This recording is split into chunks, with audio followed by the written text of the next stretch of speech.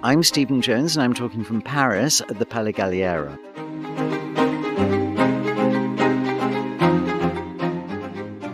Well, the great thing was that, in fact, the Palais Galliera were the coordinators and they curated the exhibition. So it was their choice, but trying to find all the hats was actually quite difficult because they had to come from my archive, from Antwerp, from private clients, from designers. And it's quite a long time ago. Nowadays, for example, places like Dior or Louis Vuitton have their own heritage departments, but companies like Gaultier or Thierry Mugler, they don't have them. That idea of keeping things didn't exist then. So it was a huge amount of research. I mean, we've been working on this for, I think, 7 years now, or 8 years. Wow. So it didn't happen automatically. What I wanted to do when I worked on this exhibition, that it was good not only for fashion people, but for guys, for children, for people who really don't know anything about fashion at all. So because it's quite a broad concept, we think it's going to appeal in many different countries. Paris, is this mythical place for us. It's a place of beauty, of feminine culture, of perfume, of powder, and of course of haute couture. And if you close your eyes and you imagine what is a Paris dress, it's got a big skirt, maybe that's Dior, but she's always wearing a hat. If there is any place which inspires you most in Paris? The place that inspires me most, I don't know, you could say my atelier, you could say the angels, the gold angels with the horses on Pont Alexandre. How do you find all these ideas through years and years? Years and years, exactly. I've been doing it for a long time. I don't know, I live my life and I put it into a hat. So, maybe this conversation, maybe lunch today, maybe something that I research here at the Palais Galliera, that's going to inspire me. And in fact, in the exhibition, most of them are my hats, but some hats are also from the Palais Galliera. They have an archive of 4,000 hats. I didn't look at any of them. I probably looked at 40, but 40 took me forever, so I couldn't see it. But Marie-Laure, who's the curator of the exhibition, she recommended certain hats. So, for example, we have Audrey Hepburn's fur hat.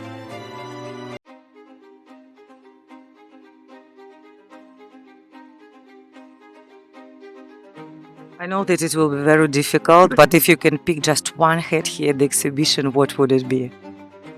That's like choosing my favorite child. You're not allowed to do that.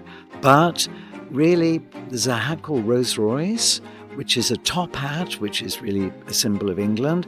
And it looks almost like a beret, like a rose on top of it. And that's probably my favorite. And it's a pivotal hat in the exhibition that whether it changes from London to Paris. But how do you think the young generation adopt this style?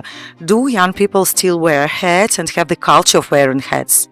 Absolutely, young people have a culture of wearing hats. I mean, if you think of Beyoncé's world tour, cowboy hat, suddenly every young girl going out on a Friday night, going to a party, wants to wear a cowboy hat. Yeah, they're Beyoncé.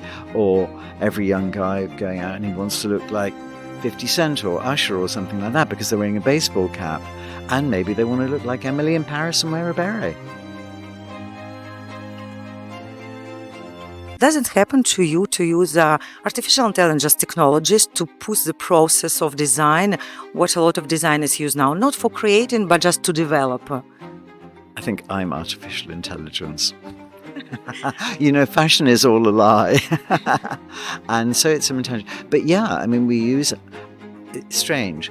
Even though I'm making handmade hats, which often in a way is very traditional, the method of communication of that is always absolutely up to date. So many years ago, I was the first to use a fax machine and then email, and now I use AI to communicate what I do. So it's always a place. And in fact, here in the exhibition, we have a photo booth that with AI, you can try all the hats on. And there's some real hats we're showing in the exhibition, and there's some AI hats too.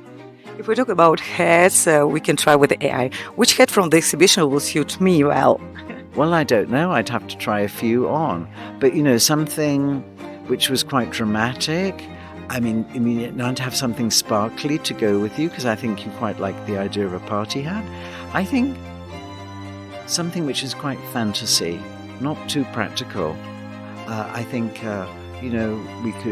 would make you a hat for a great party, maybe for New Year's Eve or something like that, or maybe even your birthday.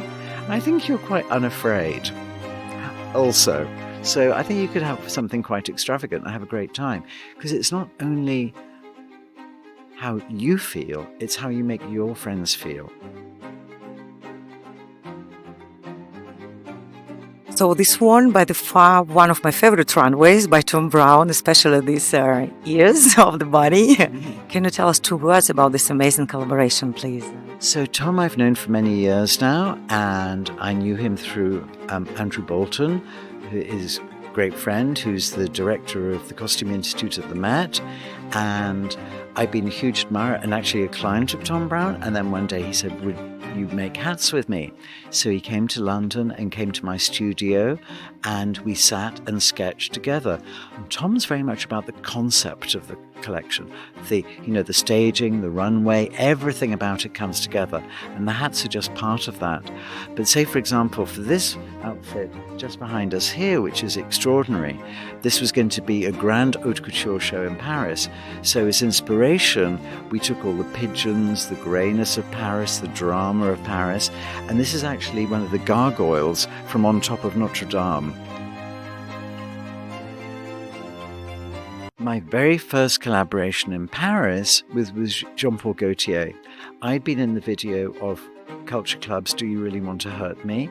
And in that video, I was wearing a fez. He saw that video and, after a few different things, invited me to collaborate on his first women's collection. In fact, I went to see him to see another film of the collection. And he said, would you like to work with me on women's? And he said, I'm going out for lunch now. I'll be back in about an hour and a half. If you can do some sketches, I'll come back and choose. So like a madman, I was sketching in complete panic. And he came back and he said, yes, no, yes, no, yes, yes, yes. And that was the beginning of my first collaboration in Paris with Jean-Paul. This is Maison Margiela. This is John Galliano's first ever show for them. This was actually shown in London, not in Paris, even though it was made in Paris. And this is the bride from John's first collection. And this is so incredible. And it has this chest piece, and it's all John's cutting, and this incredible mask.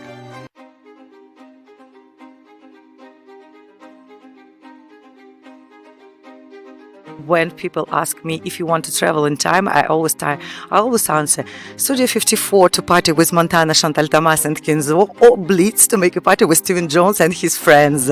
Well, yeah, you're quite welcome. Would you like a drink? I love it. But you need a hat. Of course. Yeah. Of course, and what hat? Yeah. Well, something sparkly. Yeah. But it was an incredible time, and it was maybe 50, 100 like-minded people who were all really creative. At that time, the Blitz happened because it had been punk beforehand, and after punk, what do you do? There was a vacuum. And we started to look into the past as well as the future. And that's why it's called New and Romantics, because it was, the romance of Paris, the romance of London. And we were searching to try and find something new, because we believed that the world which existed out there was not for us. So we were trying to make our fantasy real.